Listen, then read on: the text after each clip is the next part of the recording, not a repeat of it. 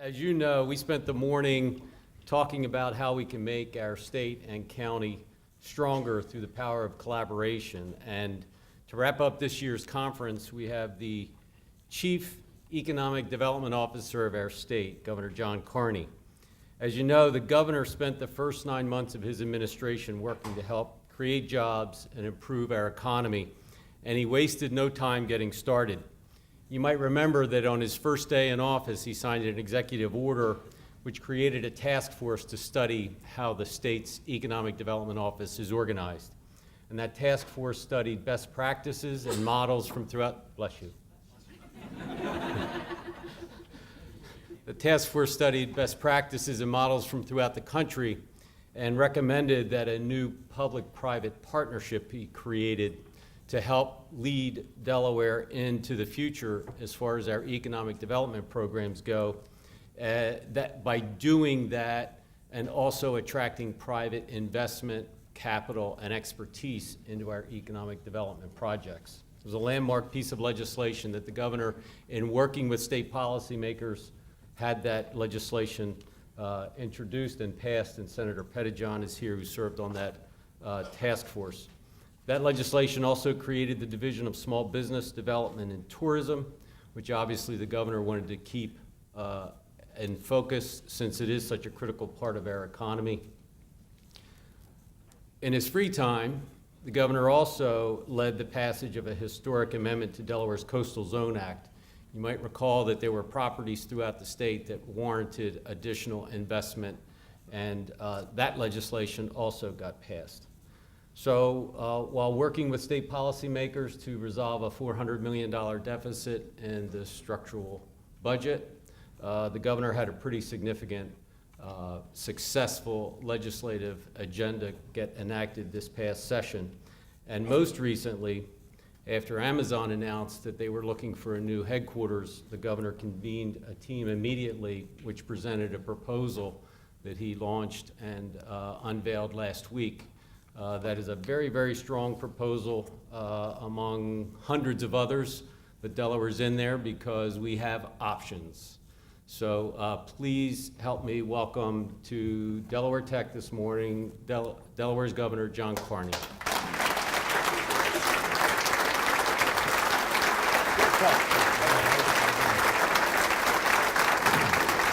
Thank you. Thank you. Well, it is great to be in Sussex County today. Whenever I get a chance to come to Sussex County, it's a good day. As you drive south, you can feel the tension come out of your neck and your back, and you get over that bridge and things are good. I mean, you guys have it. You guys know what you're doing down here. I mean, you have it going on. I was over, had the great privilege of being with our young recruits to the Army and Air National Guard at the Bethany Beach Training Center over the weekend. And I drove down with our security, and General Timmons, General Berry, and their team were going back on the helicopter, and they asked if I wanted to go. Of course, I said, no, I don't want to go on the helicopter. I'll be late to the University of Delaware football game. No, of course I want to go on the helicopter. And how many people remember Saturday? I mean, it was one of those spectacularly beautiful, gorgeous days in our wonderful state. And if you think it's great on the ground, you should see Delaware from the air, and particularly Sussex County. We flew out of Bethany Beach and up along the Atlantic shore and over the Indian River. You ever seen Indian River and the bridge and everything from the air? It is unbelievable. And then over Rehoboth and Lewis, and it just was breathtaking. And it reminded me of how special a place this is, and how we can do kind of whatever we want to do if we're able to do it collaboratively and responsible. I love coming to this. I never quite know what to say. And as governor, I think you're supposed to know what you're going to say. But I never quite do because it's about today and tomorrow, right? I mean, that's the whole thing. I'm kind of a government geek in the sense that I like the planning stuff and thinking about all this. But as governor, I think you have to think about things a little bit differently, right? Trying to figure out what the big vision ought to be. And clearly, strengthening our economy and creating jobs has to be the most important thing that you do. As I think about all the other challenges that we have, all those other things get a lot easier if you have an economy that's strong, that's creating jobs for folks, if you have a workforce that has the skills and the work ethic to take those jobs. And so I've been spending a lot of time on that. Mark mentioned the Amazon proposal, which we unveiled last week, I was really nervous about it. I mean, we never unveil an economic development proposal you just don't do that, right? It's confidential. It's the interaction between the state, the property owners, and the company. The company doesn't really want any of that out either.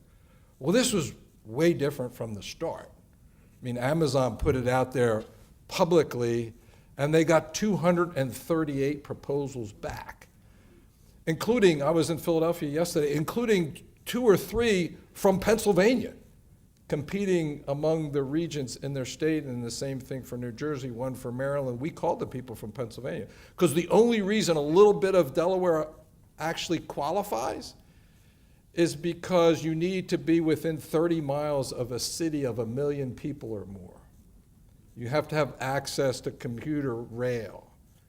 You've got to have access to IT and all kinds of university, college trained talent. So we kind of qualified because we attached ourselves to Philadelphia, frankly. And we're all Philadelphia, well, maybe not this far down, but we're Philadelphia Eagles fans this week, I hope. Right? That's what I'm talking about. But obviously, bringing up this whole thing, other than it has kind of captured the imagination of everybody I run into, no matter where in the state I run into them, they want to know about this Amazon thing, right? And the important thing for me was the opportunity to talking about collaboration, to bring the public and private sector together. Everybody had an idea about how we can do this, how we can compete. And it's a long shot for sure, for the reasons that I just described. We don't have a city with 1 million people, right? But it was an opportunity to look at ourselves as a state, look at our strengths and weaknesses, look at our tax and regulatory environment, look at our schools, our educational system, look at our higher ed, look at the quality of life, cost of living. Where we really compete is on those things I just mentioned: location, cost of living, quality of life. And when you think about Sussex County, you've got that in spades, plus that beautiful ocean out there, and just a wonderful environment, an incredible place to live. And so I think as we think about the future in Sussex County, we got to think about those strengths, the natural beauty of the county and our state. The fact that it's a thriving agricultural industry for generations, which basically means family farms, right?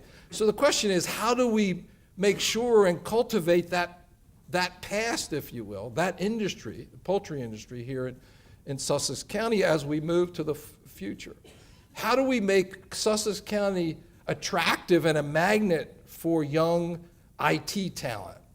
How do we create incubators and innovation space because space, location, in some ways, for IT businesses is not as important as it used to be. You can be anywhere as long as you're connected to the internet.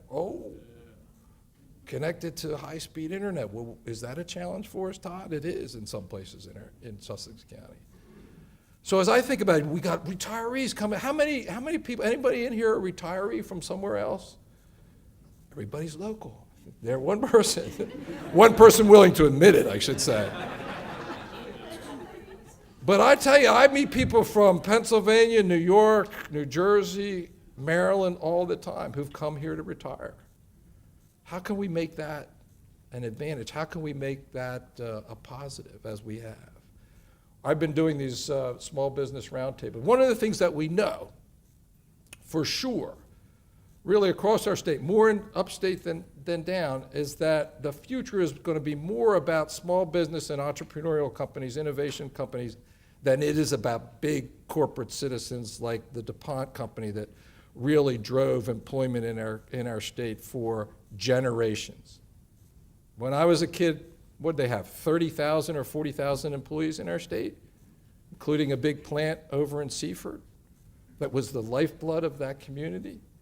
I made Seaford at one time was one of the top small towns in America. It was largely because of that plant and the attraction that it had for talent to that part of our.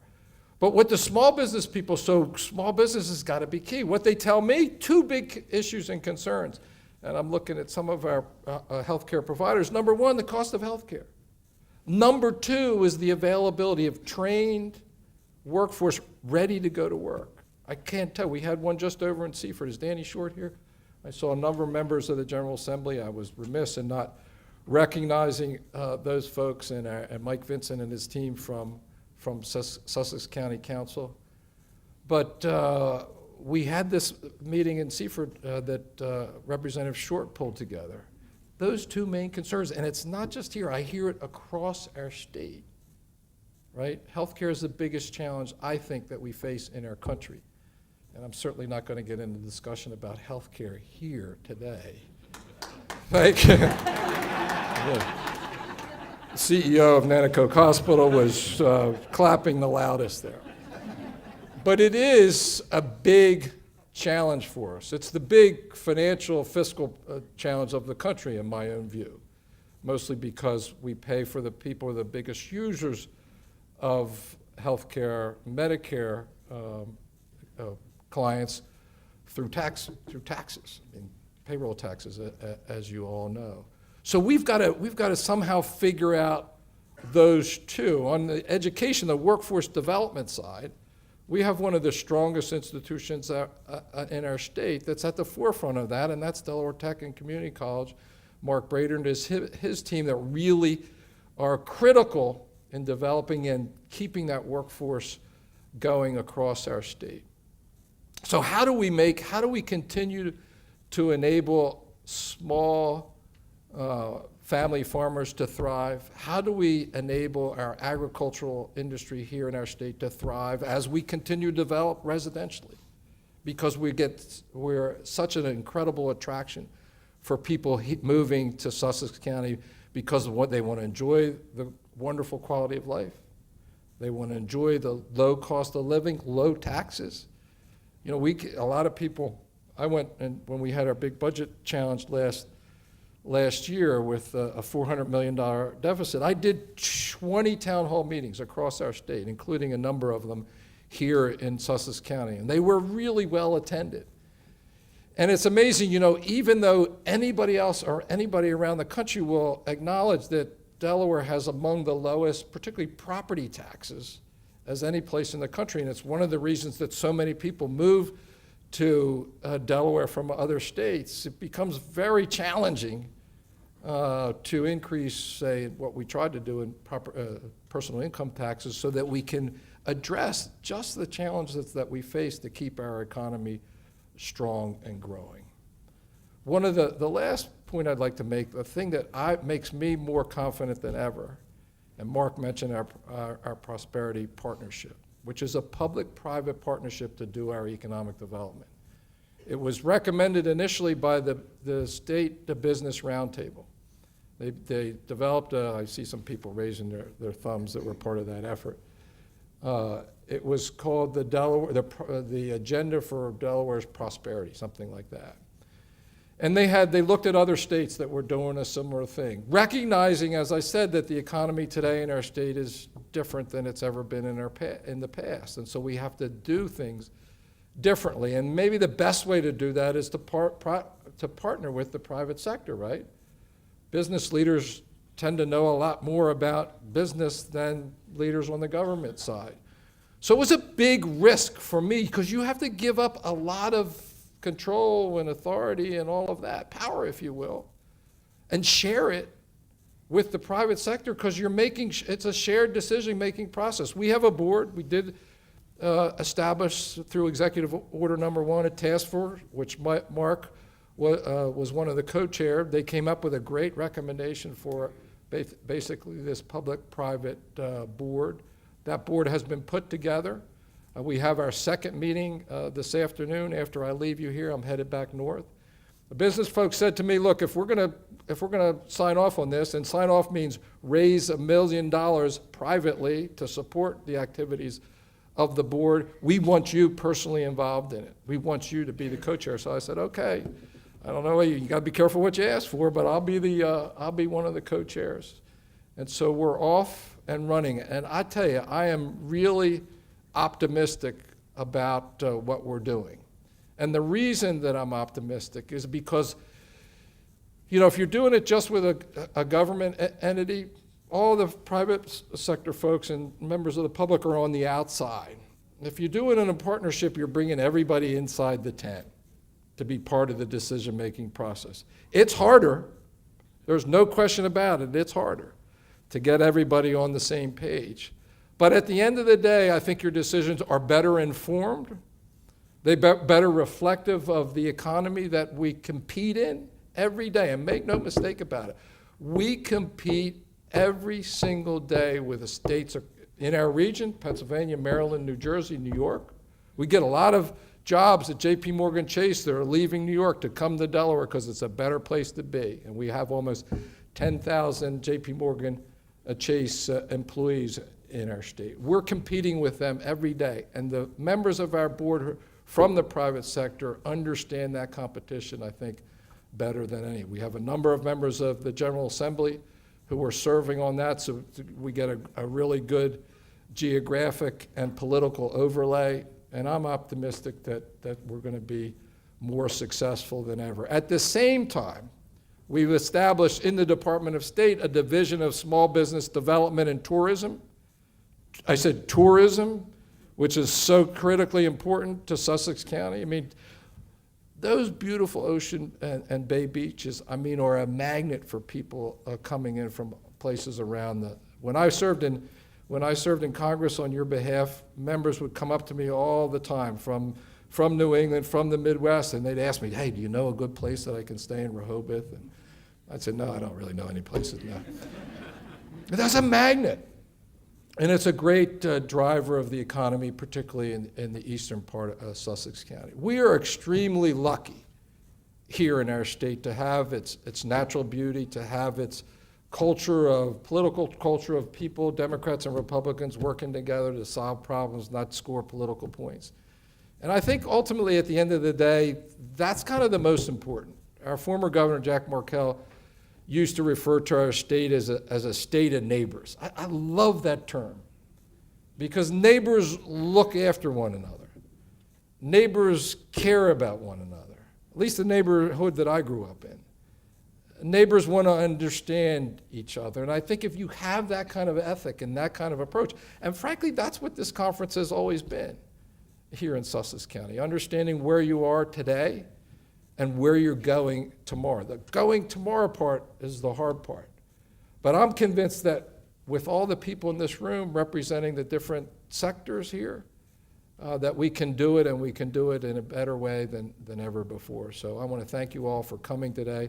Thank you for giving me the opportunity to share a few thoughts with you, and thank you for the real privilege it is to serve as your governor. Thank you very much, and God bless.